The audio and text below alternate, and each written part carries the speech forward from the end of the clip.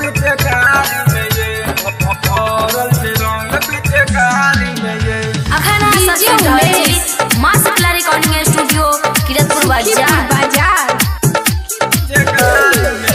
Colour दे बजे सारी में ये कलर दे बजे सारी में ये भरल से रंग पिचकारी में ये भरल से रंग पिचकारी में ये डाला दिया भौजी अगारी से ये डाला दिया भौजी अगारी से ये भरल से रंग पिचकारी में ये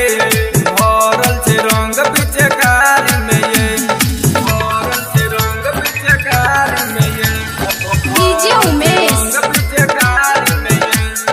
सुखीपुर बाजार पिचकारी में ये भौजी होलिया बचे एक साल पर रंग लगाब दुनु गाल पर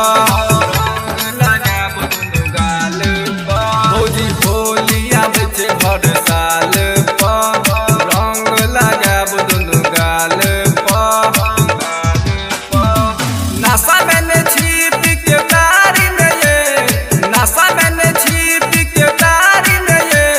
भरल से रंग पिचकारी में ये भरल से रंग पिचकारी में ये भरल से रंग पिचकारी में ये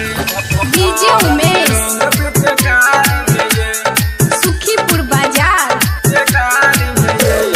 रंग लगात बोझी राहुल राजा छोरत ने आहक सोनू आज छोरत ने आहक सोनू आज रंग लगात बोझी राहुल राज छोरत ने आहक सोनू आज सोनू आज राजा निराला जी अगारी में ये जगरब अगारी में ये भरल से रंग पिचकारी में ये भरल से रंग पिचकारी में ये भौजी लगावा दिया ना।